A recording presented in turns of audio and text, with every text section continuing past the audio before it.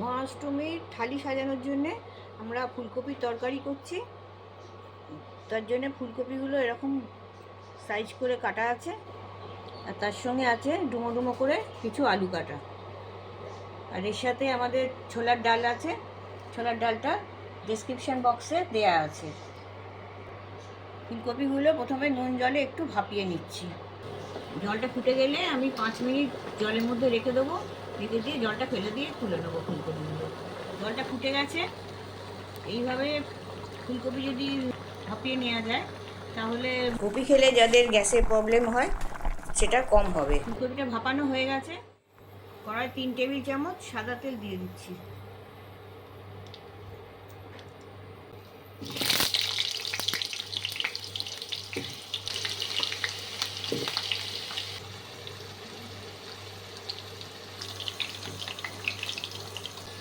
আলুগুলো লালচে করে ভাজা হয়ে গেছে। এবার আলুগুলো তুলে নিচ্ছি।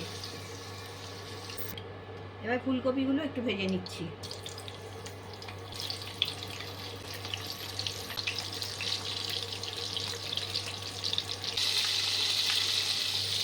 ফুলকপি সব দিকগুলো ঘুরিয়ে ঘুরিয়ে আমি ভেজে নিয়েছি। এবার এগুলো তুলে নেব।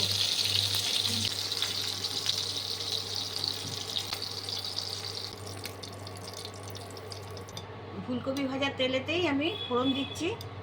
2টো তেজপাতা, 1টা শুকনো লঙ্কা, 2টো ছোটো এলাচ, 3-4টে লবঙ্গ, 1 টুকরো ডালচিনি, আর হাফ চা চামচ গোটা জিরে। ফোড়নটা একটু ফোড়িয়ে নেব। ফোড়নটা ভাজা হয়ে গেছে। 1 টেবিল চামচ আদা পোড়া দিয়ে দিচ্ছি।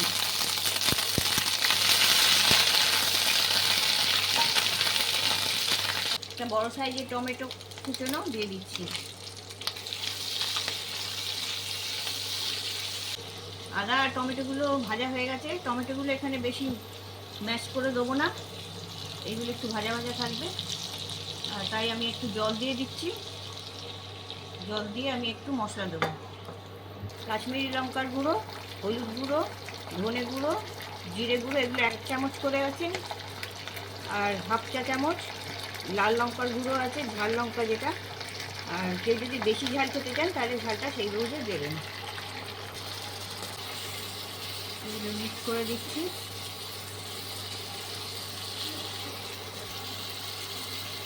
দুই টেবিল চামচ দই ফেটানো আছে, সেটা দিয়ে দিচ্ছি। দইটা মিক্স করে দিচ্ছি।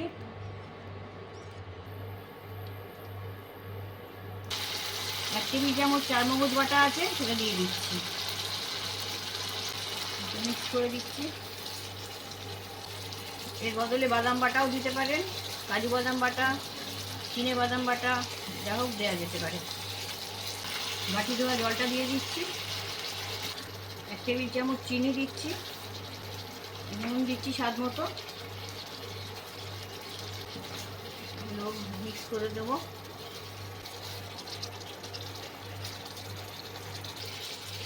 কাঁচা লঙ্কা দিয়ে দিচ্ছি। আলু ফুলকপি সব দিয়ে দিচ্ছি।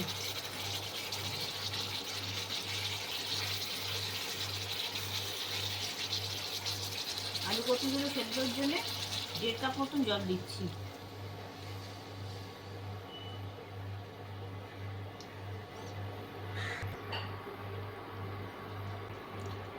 এটা ঢাকা দিয়ে দিচ্ছি।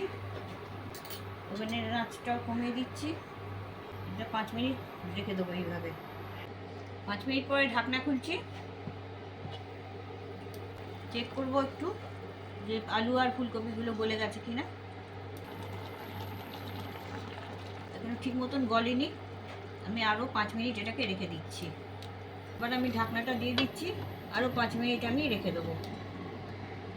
5 মিনিট পরে ঢাকনা খুলছি।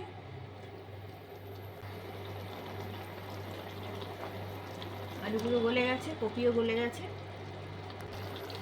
ওভেনের আঁচটা জোর করে দিয়েছি। আর 1/4 চামচ গরম মশলা একটু ছড়িয়ে দিচ্ছি। মিক্স করে দিচ্ছি। ধনে পাতা কুচি দিয়ে দিচ্ছি। আমাদের ফুলকপির তরকারি তৈরি হয়ে গেছে। 10 মিনিট ঢাকনা দিয়ে স্ট্যান্ডিং টাইমে আমি রেখে দেবো।